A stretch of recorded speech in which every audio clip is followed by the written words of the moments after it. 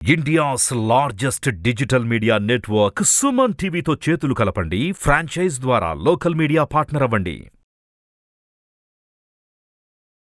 Mutual funds అనేవి ఎన్ని రకాలు, వేటిల్లో పెడితే నాకు మంచిదంటారు? ఒకటి, మీకు రిస్క్ ఎక్కువ ఉన్నా పర్వాలేదు, రిటర్న్స్ ఎక్కువ రావాలి అంటే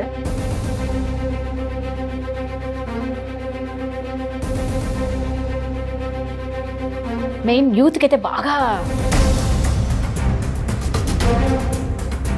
అది బీయింగ్ చేసి 13 years అవుతుందండి. అమౌంట్ 13 times పెరిగిందండి. నమస్తే అండి. నమస్తే. ఇంతకుముందు చెప్పినట్లు ఎసెట్ క్లాసెస్ గురించి చాలా బాగా చెప్పారు. అయితే అందులో నేను ఒకటి సెలెక్ట్ చేసుకున్నా, మ్యూచువల్ ఫండ్స్ గురించి.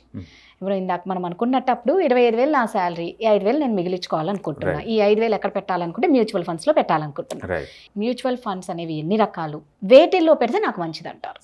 మ్యూచువల్ ఫండ్స్ అంటే ఏంటంటే కామన్ ఒక థీమ్ మీద ఒక పబ్లిక్ దగ్గర నుంచి మనీ కలెక్ట్ చేస్తారు.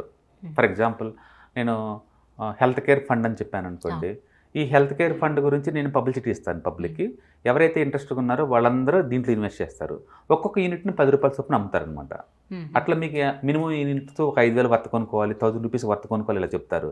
సో అందరూ పబ్లిక్ దగ్గర నుంచి మనీ గ్యాదర్ చేసేసి ఈ మనీ తీసుకెళ్ళి ఫండ్ మేనేజర్స్ ఓన్లీ హెల్త్ కేర్లోనే పెడతారు, ఇంకా వేరే దాంట్లో పెట్టరు. హెల్త్ కేర్లోనే పెట్టకూడదు వాళ్ళు. అంటే వాళ్ళు ముందే థీమ్ చెప్తారు, ఈ థీమ్లో ఇన్వెస్ట్ చేస్తున్నాము అని మీకు నచ్చితే ఆ థీమ్ తీసుకుంటారు. అట్లా మీకు బోల్డ్ అని ఛాయిస్ ఉంటుంది అనమాట. అట్లా మ్యూచువల్ ఫండ్స్లో పబ్లిక్ దగ్గర నుంచి మ్యూచువల్ అండర్స్టాండింగ్ ఉన్న థీమ్లో ఇన్వెస్ట్ చేసుకుంటూ పోవటాన్ని మ్యూచువల్ ఫండ్ అనుకోవచ్చు. ఇదేంటంటే ప్రాక్చువల్ ఇన్వెస్ట్మెంట్ లాగా. ప్రాక్చువల్ ఇన్వెస్ట్మెంట్ అంటే సపోజ్ ఇప్పుడు ఏదైనా ఒక ఎసెట్ ఏదైనా కొనాలి అనుకున్నాం అనుకోండి, ఒక్కరి దగ్గర అంత డబ్బు ఉండదు కదా, అందరి దగ్గర కొంచెం వేసి తీసుకున్నాం అనుకోండి, అది ఎసెట్ కొనడం చాలా ఈజీ అవుతుంది అనమాట. దాన్ని ప్రాక్చువల్ ఇన్వెస్ట్మెంట్ అంటాం. దాన్ని మనం ప్రాక్చువల్ ఇన్వెస్ట్మెంట్ అంటాం. సో ఈ మ్యూచువల్ ఫండ్స్ కూడా ప్రాక్చువల్ ఇన్వెస్ట్మెంట్ లాగా అనమాట. ఎందుకంటే కొన్ని స్టాక్స్ 1 lakh ఉంటాయి, ఒక స్టాకే. అది కొనాలంటే అందరూ కొనలేరు. 1,00,000 రూపాయలు ఒక స్టాక్ పెట్టంటే ఎంతమంది కొనగలుగుతారు? ఆ డిఫరెంట్ టైప్ ఆఫ్ స్టాక్స్ కొనాలనుకోండి, అసలు మన దగ్గర డబ్బు చాలదు. అందుకని పబ్లిక్ అందరి దగ్గర నుంచి ఒక 50 లక్షలు కలెక్ట్ చేసేదనుకోండి, బోల్డెన్ రకాల స్టాక్స్ కొనొచ్చు కదా, ₹1,00,000 స్టాక్ కూడా కొనుక్కోవచ్చు కదా. తలా కొంచెం వాటా పంచుతుంది అనమాట అందరికి. అట్లా దీన్ని ప్రాక్చువల్ ఇన్వెస్ట్మెంట్ అంటారు. అందుకని ఎంత డబ్బు పెట్టని కొనుక్కోవచ్చు. అందుకని నావి వాళ్ళు 10 రూపాయలతో కూడా ఎందుకు స్టార్ట్ చేశారు వాళ్ళు అంటే ఇది ప్రాక్చువల్ ఇన్వెస్ట్మెంట్ అనమాట. ఎవరి వాటాకి ఎంత వస్తే అది తీసుకోవచ్చు అనమాట. ఇంకా ఓకే. సో ఈ మ్యూచువల్ ఫండ్స్ని ఎంతగా క్లాసిఫై చేసుకోవచ్చు అంటే, ఒకటి రిస్క్ ప్రొఫైల్ బేస్గా తీసుకొని మనం క్లాసిఫై చేయొచ్చు. కొంతమందికి రిస్క్ ఎక్కువ తీసుకోవడం ఇష్టం ఉండదు, పెరగపోయినా పర్వాలేదు కానీ మా మనీ గ్యారెంటీ ఉంటే చాలండి అంటారు. ఆ టైప్ ఉండదు. కొంతమంది కొంచెం రిస్క్ తీసుకుంటారండి, కొంచెం ఎక్కువ రిటర్న్స్ ఉంటే బాగుంటుందండి అంటారు. కొంతమంది కొంచెం లాంగ్ టర్మ్ 20 years అని ఉంటారు, నాకు ఎక్కువ రిటర్న్స్ రావాలండి, అలాంటి వాటిలో పెట్టు అంటారు. అట్లా based on the risk profile బేస్గా తీసుకుంటే ఈ మ్యూచువల్ ఫండ్స్ని హై రిస్క్ ప్రొఫైల్స్ వాళ్ళకి, లో రిస్క్ ప్రొఫైల్ వాళ్ళకి, మీడియం రిస్క్ ప్రొఫైల్ వాళ్ళకి, అబ్సల్యూట్లీ జీరో రిస్క్ ఉన్న వాళ్ళకి రకరకాల మ్యూచువల్ ఫండ్స్ ఉంటాయి. అంటే రిస్క్ ప్రొఫైల్ బేస్గా తీసుకొని కూడా మనం మ్యూచువల్ ఫండ్ తీసుకోవచ్చు.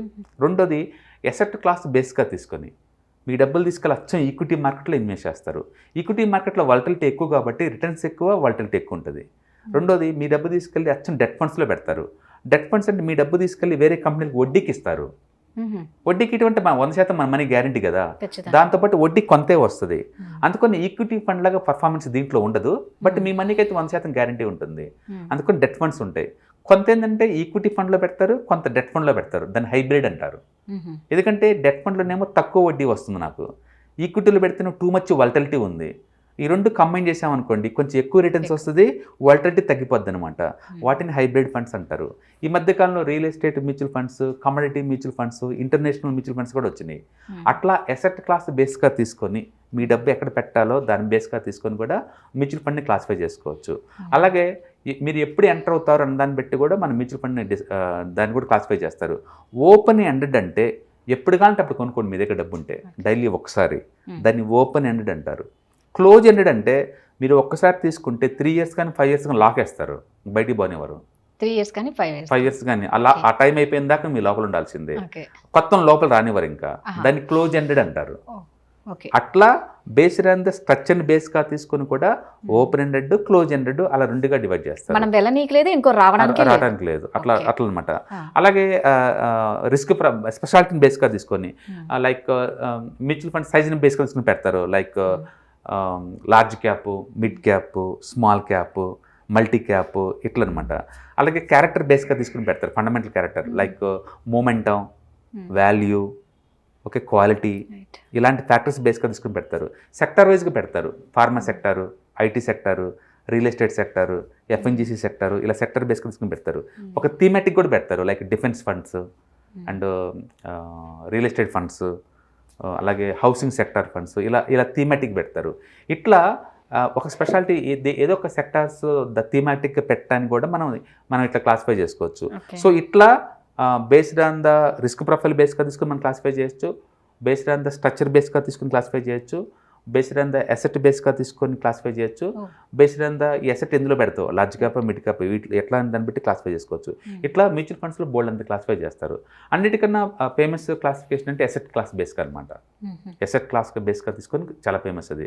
అంటే డబ్బు తీసుకెళ్ళి ఈక్విటీ మార్కెట్లో పెడతావా, డెట్లో పెడతావా, హైబ్రిడ్ ఈ రెండు కాంబినేషన్లో పెడతావా, ఇది చాలా పాపులర్ అనమాట. ఎక్కువ మంది ఈ కాంబినేషన్ తీసుకుంటారు. ఓకే, సో ఇన్ని రకాలు ఉంటాయి కాబట్టి ఇందులో ఎవరికి ఏది కావాలో చక్కగా సెలెక్ట్ చేసేసుకొని మీరు చెప్పినట్లు ఒకటి మీకు రిస్క్ ఎక్కువ ఉన్నా పర్వాలేదు, రిటర్న్స్ ఎక్కువ రావాలి అంటే స్మాల్ క్యాప్లో ఎక్కువ రిటర్న్స్ వస్తాయి. స్మాల్ క్యాప్ అదొద్దు, నాకు సేఫ్టీ కావాలి, పెద్ద పెద్ద కంపెనీలో ఇన్వెస్ట్ చేయాలనుకుంటే లార్జ్ క్యాప్ బెటర్, బట్ తక్కువ రిటర్న్స్ వస్తాయి నీకు, తక్కువ రిటర్న్స్ వస్తాయి. వాళ్ళు ఎందుకంటే డబ్బు తీసుకెళ్ళి రిలయన్స్, హెచ్డిఎఫ్సి బ్యాంక్ పెద్ద పెద్ద వాటిలో పెడతారు.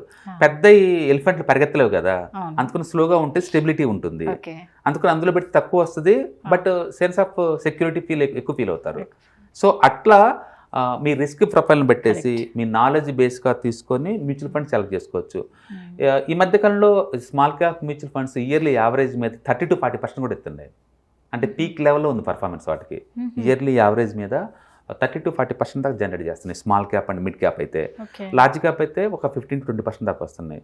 బట్ లాంగ్ టర్మ్ పాయింట్ ఆఫ్లో లార్జ్ క్యాప్స్ 15% ఎక్స్పెక్ట్ చేయొచ్చు, మిడ్ క్యాప్ ఒక 20% ఎక్స్పెక్ట్ చేయొచ్చు, స్మాల్ క్యాప్ 25% దాకా ఎక్స్పెక్ట్ చేయొచ్చు లాంగ్ టర్మ్ పాయింట్ ఆఫ్లో. ఇండియాలో అయితే ఈ 3 కేటగిరీ చాలా పాపులర్ మిగతా వాటితో కంపారిజన్ మన ఇండియాలో అయితే. సో అందుకని టోటల్ ఇండియాలో ఉన్న అసెట్ మేనేజ్మెంట్ కంపెనీస్ అనమాట, ఇవి రన్ చేసే వాటిని ఏమంటారు, అసెట్ మేనేజ్మెంట్ కంపెనీస్ అంటారు. ఈ రన్ చేసే వాటిలో వాళ్ళ దగ్గర ఒక 180 కేటగిరీస్ ఉన్నాయి. మొత్తం 180 కేటగిరీస్ ఉన్నాయి. అంటే large cap, mid cap, small cap, value, quality, ఇట్లా వాళ్ళు ఈ 180 కేటగిరీలో కలిపి కూడా దగ్గర 10,000 రకాల మ్యూచువల్ ఫండ్స్ రన్ చేస్తున్నారు. ఎందుకంటే ప్రతి మ్యూచువల్ ఫండ్స్ 2 రకాలుగా నీకు ఆఫర్ చేస్తారు, రెగ్యులర్ అండ్ డైరెక్ట్ అని 2 రకాలు ఆఫర్ చేస్తారు. మళ్ళీ తర్వాత గ్రోత్, డివిడెండ్ రీఇన్వెస్ట్మెంట్ 3 ఫ్లేవర్స్ ఉంటాయి మళ్ళీ ఎక్స్ట్రా. అంటే ఈచ్ ఫ్లేవర్లో 3, 6 అంటే ఒక్కొక్క మ్యూచువల్ ఫండ్ 6 ఫ్లేవర్స్లో దొరికింది నీకు. అంటే ఇప్పుడు నేను స్మాల్ క్యాప్ మ్యూచువల్ ఫండ్ అన్నాను అనుకోండి, ఈ స్మాల్ క్యాప్ మ్యూచువల్ ఫండ్ 6 ఫ్లేవర్లో దొరికింది.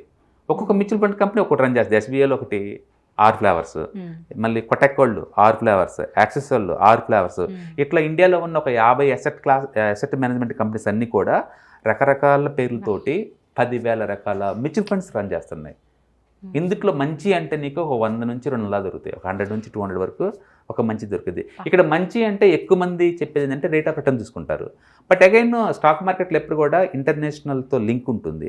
అందుకని ఇంటర్నేషనల్గా, నేషనల్గా, పొలిటికల్గా, జియోగ్రాఫికల్గా sector, company specific news effect చేస్తూ ఉంటాయి వాటిని. అందుకని కంపెనీ సేల్స్ పెరిగినంత ఈజీగా స్టాక్ రేట్ పెరగవు. అందుకని చాలామంది సేల్స్ పెరిగితే ఆస్తులు పెరుగుతున్నాయి కాబట్టి దానికి రిలవెంట్గా స్టాక్ రేట్ పెరగాలి అనుకుంటారు. ఆ రిలవెన్స్ షార్ట్ టర్మ్లో ఉండదు, లాంగ్ టర్మ్లో వస్తుంది అంతే. అందుకని షార్ట్ టర్మ్లో ఇది వాలటిలిటీ ఉంటుంది, దీంట్లో షార్ట్ టర్మ్లో వాలటిలిటీ ఉంటుంది, బట్ లాంగ్ టర్మ్లో మంచి వెల్త్ క్రియేట్ చేస్తుంది. అందుకని ఎవరికైనా ఇంట్రెస్ట్ ఉందంటే మ్యూచువల్ ఫండ్స్ కొంచెం డెప్త్గా నేర్చుకొని ఒక మంచి కేటగిరీ చూజ్ చేసుకోవడం ద్వారా లాంగ్ టర్మ్ పాయింట్ ఆఫ్లో మంచి వెల్త్ క్రియేట్ చేసుకోవచ్చు. ఎందుకంటే తక్కువ అమౌంట్తో కూడా లాంగ్ టర్మ్లో క్రోర్స్ సంపాదించుకునే అవకాశం ఇక్కడ ఉంది. పైగా వాళ్ళు ఇండిపెండెంట్గా మేనేజ్ చేసుకోవచ్చు, ఎవరి మొబైల్లో ఉండి వాళ్ళు మేనేజ్ చేసుకోవచ్చు. ఇవాళ రేపట్లో ఆన్లైన్లో మ్యూచువల్ ఫండ్ అకౌంట్ క్రియేట్ చేసుకొని బ్యాంక్ నుంచి మనీ ట్రాన్స్ఫర్ చేసి దీంట్లో కొనుక్కోవచ్చు. ఒక్కసారి ఆటోమేషన్ చేసి వదిలేస్తే ఆటోమేటిక్ పోతూనే ఉంటాయి ఎవ్రీ మంత్ దాంట్లోకి.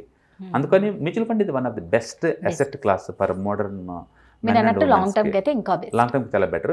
అంటే మీరు కావాలన్నా 2-3 yearsకి ఒకసారి మంచి మార్కెట్ ఆల్ టైమ్ హైలో ఉన్నప్పుడు అమ్ముకుంటే ఎక్కువ రేట్ ఆఫ్ రిటర్న్ వచ్చే ఛాన్స్ ఎక్కువ ఉంది. సో లిక్విడిటీ బాగుంటుంది, ఎప్పుడు కానీ అప్పుడు స్పాట్లో అమ్మేయచ్చు, ఎంత డబ్బు కంటే అంత తెచ్చుకోవచ్చు. అండ్ 1 year దాటి అమ్మితే మీకు 10% ఇన్కమ్ ట్యాక్స్ పడుతుంది అంతే.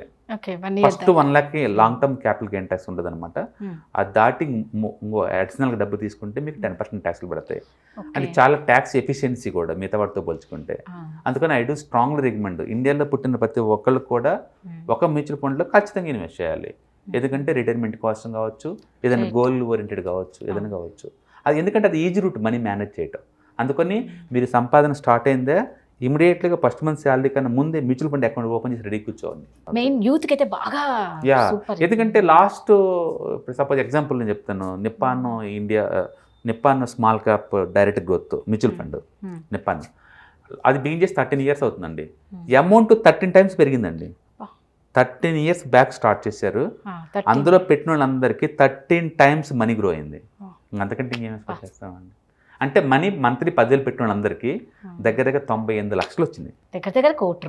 దగ్గర దగ్గర ₹1 కోటి. 10,000 పెట్టిన వాళ్ళకి 13 yearsలోనే. సూపర్ కదా. అది ఒకళ్ళిద్దరు కాదు, కొన్ని లక్షల మంది కరోడుపతులు అవుతున్నారు. కొన్ని లక్షల మంది నేను అంటుంది అది. మీకు ఏమైనా నాలెడ్జ్ కావాలంటే నాలెడ్జ్ ఏం అవసరం లేదండి, వాళ్ళందరూ ఎక్స్పర్ట్స్ చూసుకుంటారు. అదే జస్ట్ మనం పెట్టడం. అంటే మోడర్న్ ఎకానమీ క్రియేట్ చేసిన ఆపర్చునిటీస్ ఇవి. ఈ మోడర్న్ ఎకానమీ క్రియేట్ చేసిన ఆపర్చునిటీస్.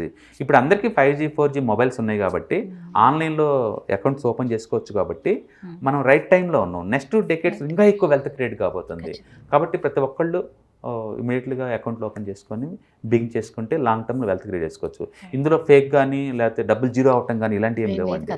షార్ట్ టర్మ్లో అప్ అండ్ డౌన్ అవుతుంటుంది, బట్ లాంగ్ టర్మ్ పాయింట్ ఆఫ్లో మాత్రం డెఫినెట్గా వెల్త్ క్రియేట్ అవుతుంది. హిస్టారికల్గా డేటా రీడ్ చేసి గత 10 years behaviour, 5 years behaviour, 3 years behaviour, 1 year behaviour చూసుకొని ఏది బాగా రిటర్న్స్ అనిపిస్తే అది తీసుకోవచ్చు. బట్ ఇక్కడ నాట్ ఓన్లీ రిటర్న్స్, దాంట్లో ఉన్న వాలటిలిటీ చూడండి, ఎక్స్పెన్స్ రేషియో చూడండి, వాళ్ళు ఎక్కడెక్కడ ఇన్వెస్ట్ చేస్తున్నారు చూడండి, ప్రమోటర్ యొక్క ఫండ్ మేనేజర్ యొక్క బిహేవియర్ చూడండి, ఎట్లా మేనేజ్ చేస్తున్నాడు అనేది. ఇవి కనుక మీకు నచ్చితే మనం ఇన్వెస్ట్ చేసుకోవచ్చు. ఎన్ని ఇన్వెస్ట్ చేసుకోవచ్చు అంటే 1 లేదా 2 ఫండ్స్ సరిపోతాయండి. ఎందుకంటే ఒక ఫండ్ అంటేనే రఫ్గా 50 companies. అంటే మనం ఇండైరెక్ట్గా 50 companies ఇన్వెస్ట్ చేస్తున్నట్లు అంతే కదా. అంతే. అందుకని 1 లేదా 2 సరిపోతుంది. టూ మనీ థింగ్స్ వేస్ట్ అనమాట. ఆ 2 చాలు. 1 లేదా 2 మీరు అన్నట్టు మ్యూచువల్ ఫండ్లో చాలా ఉన్నాయి. Super options. Thank you so much.